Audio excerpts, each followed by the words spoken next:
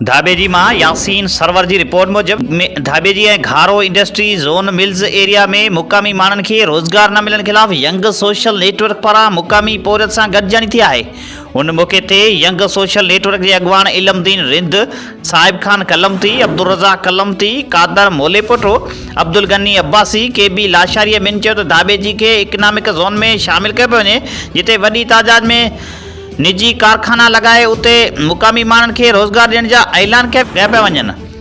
पर अॻवाट में घारो industry zone समेत धाबेजी मिल्स एरिया समेत साहिली बेल्ट में लॻंदड़ बिजली घरनि में मुक़ामी माण्हुनि लाइ नोगो एरिया बणिजी वियो आहे, जंहिंजी सरपरस्ती हितां जूं माफ़ियाऊं ऐं चूंडियल नुमाइंदा वॾेरा करे रहिया आहिनि। हिन वधीक चयो त असां कंहिं बि तरक़ी जी मुख़ालिफ़ न आहियूं, पर तरक़ी जी आड़ में कोस्टल बेल्ट ते लॻंदड़ बिजली घरनि समेत निजी इदारनि में मुक़ामी पोरियतनि लाइ रोज़गार जा दर बंदि करे छॾिया आहिनि। हिननि चयो त जिते रोज़गार लाइ इदारा लॻंदा आहिनि उते तइलीमी दरसगाहूं, सिहत जूं सहूलियतूं, रोड रस्ता ठाहिया वेंदा आहिनि, पर हिते उन जी उबतड़ लॻी पई आहे।